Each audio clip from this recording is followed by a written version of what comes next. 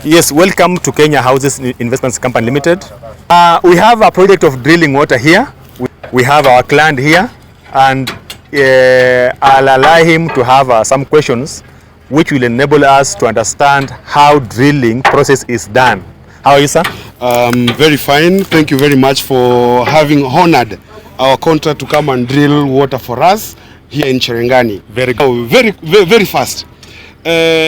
How do you know that water is available at this place? Okay, in water drilling, we have a process known as a hydrogeological survey. Hydrogeological survey is a process where we use a machine, the thermometer or the PWQRT, to establish the key point for water. This machine is where the mostly hydrogeologists, who are the experts, they use that machine to detect water. And they survey around the place, and from that machine is where they can establish the water point. When we do water survey, we use a machine called thermometer. The thermometer helps in knowing the resistivity on the ground, and there are two potentials with the two rollers, which helps in locating the resistivity of the ground under the machine. And when we do that, we move in an interval in different intervals as we move, and then we get the resistivity of the ground. Why is it that others are very expensive and you people are having very friendly rates? And you really encourage me. Even some of my neighbors are saying that they need you guys to drill water because of the rates that you have.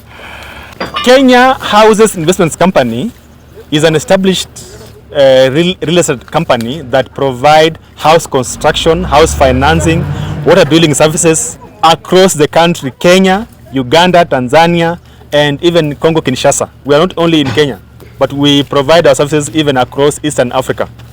Now, as a company, we understand the nature and the level of our people here in Kenya. Water drilling is expensive, and it is difficult to somebody to afford water at once. That's why as our company, we have the modalities of a client paying in lump sum. Also, we have got financing option. For example, to do a survey and also to drill water and insert the pump and even the tank. So you find that one is expensive. So we as a company, for example, we provide free hydrogeological survey at a discount or free of charge. Also we provide free consultation on how water is conducted. Also we have the modalities on how somebody can pay in a friendly way on his or on her affordability. So that's why we are approached by so many people for the service delivery. Mimi naitwa Thomas Murama, napika asante kwa kasi umeleta hapa kijiji cha Ruya. Kamana hapa kijiji ni hakuna maji iko mbali sana. Ukienda kwa mtoni ni kasi kubwa. Asante sana nyumba hii na ploti hii na area hii. Hata tunapikia kauni, asante kwa kasi wanakuletea, tunashukuru. Kindly take me through the drilling process because I'm very anxious to know. Now, once here where we are, the report is out about the report of hydrogeological survey is out, and it has indicated the water point. As you can see, the water point is there. Now, that report, it guides us how we shall drill the soil formation and the area, and even the neighboring boreholes.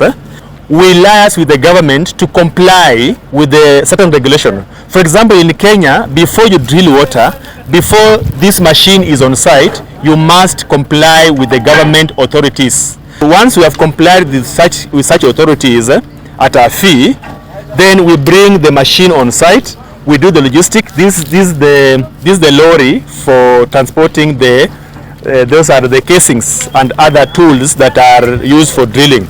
That is a rig. That's a rig machine that we use to drill water. So drilling now, we do setting. Once we do the setting, we start drilling. Once we start the drilling, we take the sample of the soil as we go deeper for every stage of the layer of the soil, until the machine itself will detect that this is enough water and we with that water is when we shall take the pumping.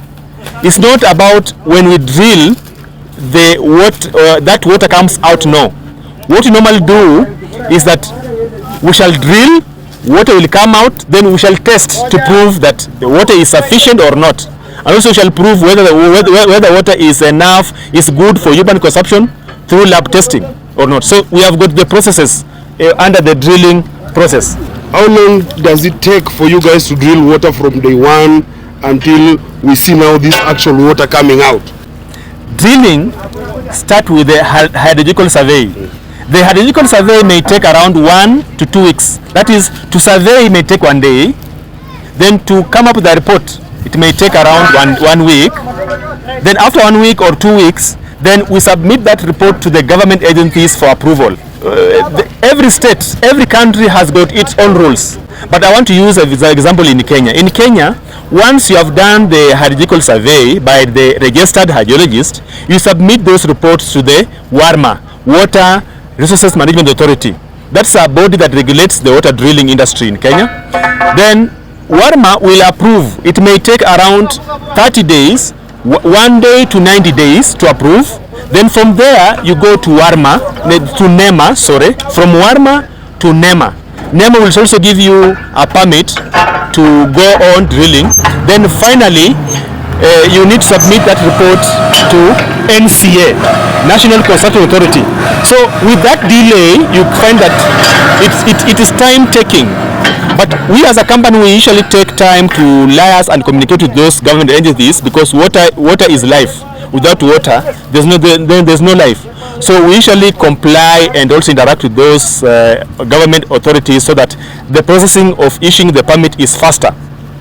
Number two, when it comes after the licensing, that it takes like 1 day to 90 days. Now we come to drilling process. Now here drilling, for example, we are estimating we go more than 300 feet, or that's more than 400 feet, so long as we get quality enough water for human consumption. So drilling here, we are saying maybe we can go up to, we can take like 3 days, 2 to 3 days. That is the drilling process as we test this water. Then after that we do test pumping. So generally, to answer that question, it depends with the approval from the government agencies, how the time has been taken. So we take as a whole, drilling process takes time. It takes time like from 1 day to 90 days or more, or even more, because there are some other factors that they may affect. Another factor that also affect, apart from the government approvals, the site. Here we were supposed to drill this water November. Now we are another year, new year. Now it is on 1st of February. That time it was somehow swampy, and this machinery could not have moved here because the rainfall was too much experienced. So also weather factors also affect the period that is taken to drill water. Sijui kama muna cross border Kenya Houses Investment Company inafanya kazi Kenya, Uganda, Tanzania, Burundi, Kongo Kinshasa, Rwanda na Somalia na South Sudan. Hizo nchi zote tunafanya kazi, na kila nchi iko na sheria zake. Sheria ya Kenya inaweza kuwa tofauti na sheria za Uganda. Kwa hivyo tunapoenda kule Uganda tunafuata sheria za Uganda. Tuna drill maji, tunachimba nyumba, tunajenga nyumba, tuna drill maji na tuna apply ama kucomply sheria za Uganda. Yes. Kama tunaenda Tanzania tunafuata sheria za Tanzania. Yes. Mimi ningesema tu shukrani, na pia ningependa kuhimiza wale ambao hawajachimba maji wasifikirie ni maji tu zile za tap ambazo maybe saa zingine zinaenda zinapotea. Mimi kulingana vile nachimba hii maji itaishi hapa milele. Watoto vitukuu vyangu vitakuja vitumie hii maji. Kwa hiyo nahimiza wale wengine ambao pia wanataka drilling services waweze kuconsider Kenya Houses Investment Company Limited. Wanafanya kazi nzuri. I'm a happy client. Yes. Thank you. I'm happy to have you around. I would like to know the advantage of this type of water source vis-a-vis the well. The normal well, are those wells that are dug, they are shallow wells. So you find that during the summer, when there is no rainfall, you find that those wells are seasonal. They don't have water frequently. That's the one. So this one is permanent. It has water throughout, whether rain season or summer season. Another advantage is that with this, we usually get water from underground, from the deepest layer of the soil. The water is natural, but shallow wells be contaminated water. But with this one, that is, you get the natural pure water ready for drinking. Will the company come to service the water source, and after how long, and how is it done? Yes, the benefit of this company, Kenya Houses Investments Company, is that once you have drilled this borehole and the borehole is complete. Complete means we have inserted the pump and it's operating. There is a guarantee period of 1 year. We give the client a guarantee period of 1 year. In case of any default, we come and rectify where the default is. Maybe the pump has malfunctionings, or we have got some issues with the borehole, either the pump or the borehole itself. We as a company, we guarantee the client that within a period of 1 year, we shall serve or we shall deliver free maintenance services. Yes, maybe also to add on, what might be the problem with the borehole? Sometimes we may have logging of soil particles to the pump, which log and block the pump to operate. So pump needs maintenance. Maybe after 3 months, after 6 months, or after 1 year, you need to uninstall the pump. Then you clean the pump, the parts inside. You disassemble the pump. The pump is made up of the pump part. We have got the motor part, and we have got the head that connects to the electric or the electric source, the power source. Also got the pipes connected to the pump. So we may have, during the pumping of water, where the problem may arise that the pump may have loggings, and where these loggings come from the soil particles from within the borehole, which may block the pump to operate. So it needs maintenance periodically. So it depends. How do you assist clients who are not either near electric sources? For those clients who are not close to the power source, like electricity, power line, like this area now we are. We don't have the power nearby, and even our client has not yet started to build a house here. So such a borehole, we shall install the pump, including the solar panels. So this one will use the solar panel, so that solar can generate electricity, the power, so that it can pump that, it can supply to that pump to pump water. So here we shall use the solar. So we have got those clients who need the solar pump and the electric pump. They differ in terms of the costings and the logistics that are involved. Okay, thank you. I'm happy to be with you, Kenya House Investment. Yes. Asante. What is the cost implication for drilling services? Every company has got its own formula. Majorly in the drilling industry, they charge per meter. You find maybe in Kenya here, the company is telling you, we shall drill water for you maybe at 4,000 Kenya shillings per meter, or 3,000 Kenya shillings per meter, or 7,000 Kenya shillings per meter. So those are the companies. Every company has got its own way of charging. Also coming to the hydrogeological survey, also in the person himself, there's those people who can charge 50,000 to do survey. There are those who even charge 30,000. There are those who charge 100,000 or even above that. When it comes to pump, it depends on the water that is the content of the water. So all these logistics putting together, we as a company, Kenya Houses Investments Company, we have our own way formula of charging the client. For example, we have a full package. We don't go as per meter. We have a full package that to drill a borehole, you must have 200,000 Kenya shillings at least.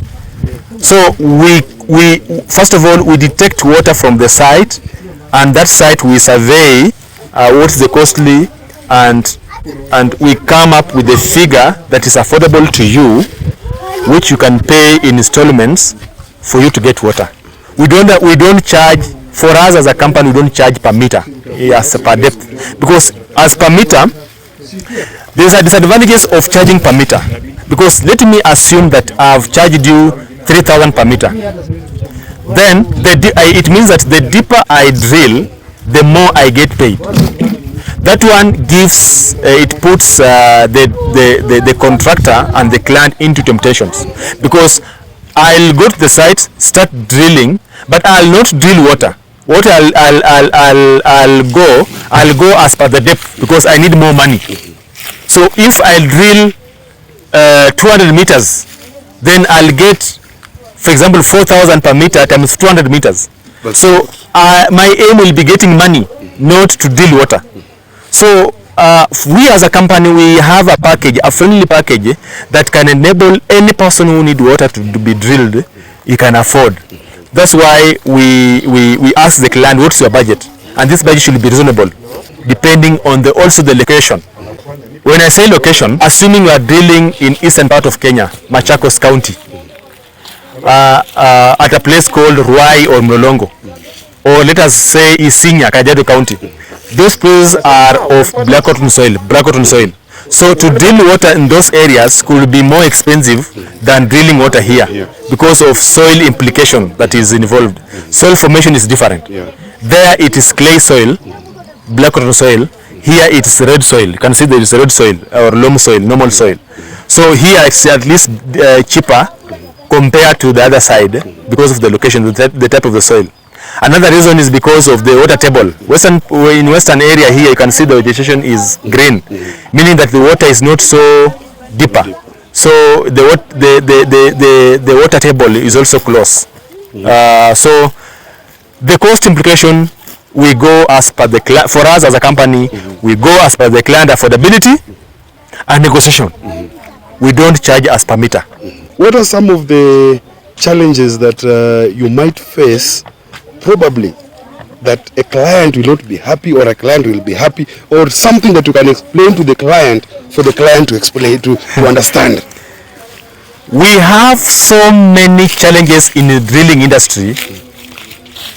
So many challenges. Maybe I can pinpoint the major challenges that we usually experience. In the industry of drilling in Kenya, not all people who are partaking in this work are professionals.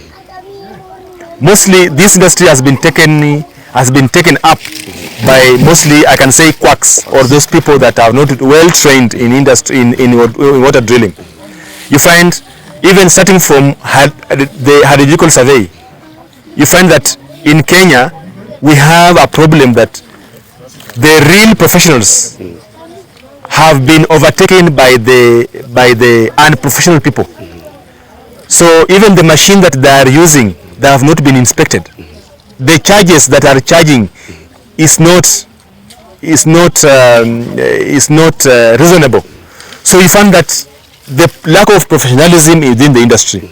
Number two, we have got lack of sensitization to the public. Most people don't know how drilling process is done. The steps undertaken to drill water, most people, they don't know. So you find that with that lack of knowledge, they get conned. Yes, they get overcharged. They get maybe wrong information, and at the end they lose their money. Another challenge is that lack of machines. These machines mostly they come from India as the country. They are imported. So the trainees and whatever, the spare part and everything, these machines are expensive for people to afford, and you find mostly they come from other countries, not only India. We have from South Africa, from India, from Norway, from USA. So you find that the machine availability is also difficult. Another challenge is that the site, the location, the access to the site. You find there are some areas this machine cannot enter because of poor road system and also weather forecast. So also weather challenges. Lastly, it's expensive. Most people cannot afford drilling, and that's why we as a company, we have come in to secure such people so that everyone should have water. At least every person within the village should access good water. And we also work together with the government, every government, wherever we go to Tanzania, wherever we go to Kenya, wherever we go to, if we go to Congo Kinshasa, we also collaborate and partner with the government agencies so that we promote this water industry, so that every citizen should have clean drinking water. Is this thing dangerous, being at home, compared to the other one that people normally dig it? Is it dangerous? Okay, I want to explain the difference between that borehole that we are talking about and this one. Let us start with the other borehole. We mostly call it a well. Yes, a well or a shallow well. Those are the traditional boreholes that we have normally been using within the area. So those are drilled by our traditional people, just local, and they are shallow, around 60 feet or 80 feet. Yeah. So you find that such a well, the diameter of it is around more than so it's around 1 meter. The diameter is around 1 meter. So whereby any person, whether a child or even a human being, can fall in accidentally. But with such a ball, this one is around, you can move the camera. This one, this ball, the diameter is around 10 inch. Around 10 inch.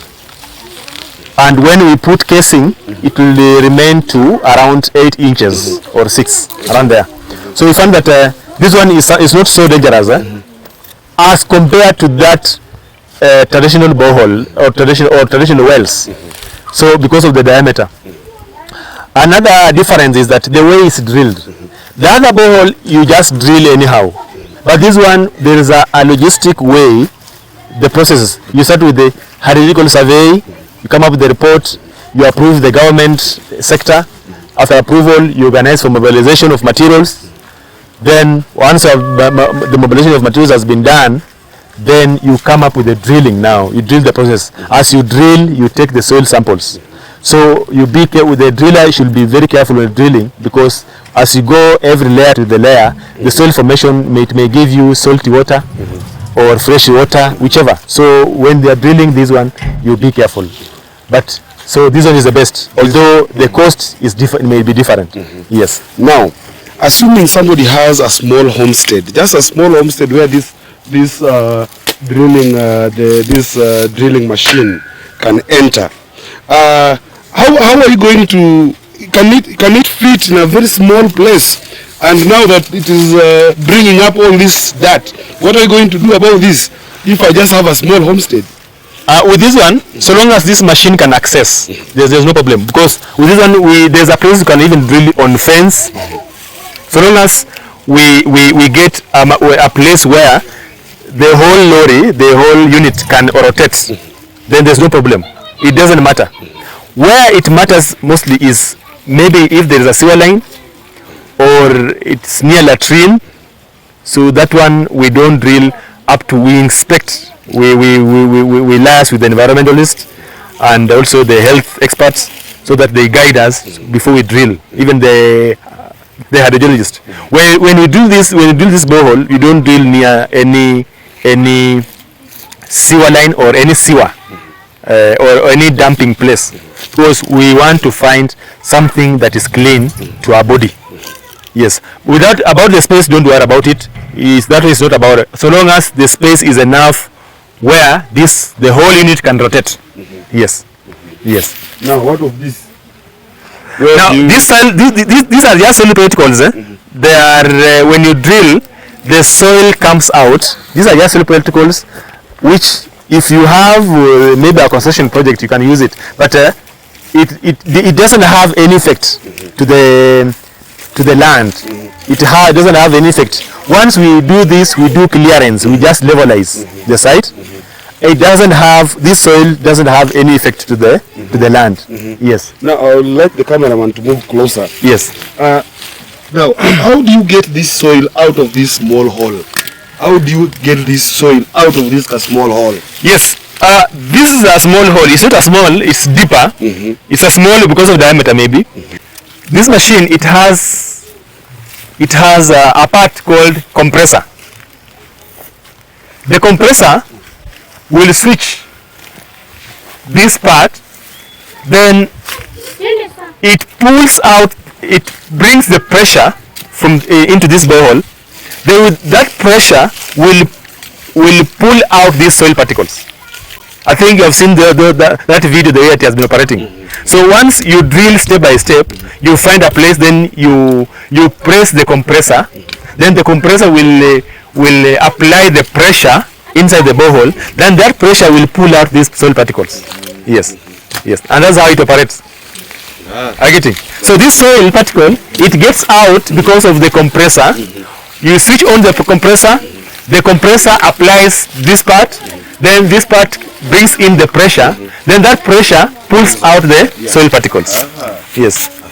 How do you determine the kind of pump to put in here so that it can be able to bring water out?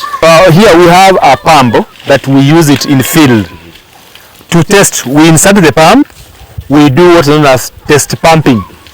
Test pumping is where we use a pump to test this borehole to know the content, the quantity of water inside, the discharge content. Also, test pumping enables us to know the discharge per hour, that this borehole, it can discharge how many cubic meter per hour. Also, it enables us to know, to get the samples of water so that sample can go to laboratory. Remember, once we have drilled, you are not supposed to drink this water until the lab technician direction gives us the okay that is good for human consumption. So once we have done test pumping, that test pumping, we take the record, and that record will give us, or will direct us to which the suitable pump that is suitable or is likely to fit this borehole. Okay, you don't just finish to drill, then you go to the shop to buy the pump. No, you need to have the testing report, the borehole testing report, so that report it gives us direction which kind of the pump is suitable for this borehole. How will you know that now we've now hit where water is? From your eyes, and also from the report of the borehole report, that is the hydrogeological report that we have, and the experience that we have also. When you are drilling, or operating this machine, the driller himself will just detect that the level of the soil that he is, or the water that's coming out, it's enough. That is enough, and where that point, he'll stop the machine. Then he is supposed to bring in the pump to test that water out, so that if there is any problem, he can continue with the drilling. But if the pump continues discharging that water well at long range, then it is advisable to stop at that point. When you are drilling, we'll drill this borehole as we pass layer to the layer of the soil as we go deeper. As much as we go deeper, we also encounter water particles. There is the first water, that's the rain, the surface water. There's deeper water, and there is a much deeper water that we need. So this, with the direction from the hydrogeologist and the report, it gives us direction. For example, this borehole has been tested that we go up to around 130 or between 80 to 130 meters. So when we reach at 50 meters, first of all, we shall test the water particles as we go slow by slow, so that we get the correct layer or the correct aquifer for water. What's an aquifer? An aquifer, it's a soil particle that is permeable, or it's a source of water within the borehole. That's the aquifer. So once we strike the aquifers, start getting the aquifer, then the driller must be very careful as is continues the drilling, so that we get the correct layer or the correct or the point for aquifer, the correct aquifer for water. This borehole we use submersible pump. Now we have got so many types of pumps. We have got centrifugal pump, we have got submersible pump. Under submersible pump we have got different types of submersible pumps. So here we shall use is the cylindrical submersible pump that is equivalent to around 4 inches or 6 inches in diameter. That is the cylindrical, attached with the motor. Then the power cable coming from that pump, connected to the pump with the pipes coming out to the pipes will get out. Then the plumber will connect water to any area that he wants, the client wants. The cables, the power cables, the submersible power cables should come from underground, from the pump to the power source, either the generator or any source of power, even the solar or any source of power. Thank you. Yes. Thank you very much for that good insight. Asante Kenya Houses kutusaidia sisi. Mungu ambariki, Mungu amuongezee, Mungu ampe nguvu.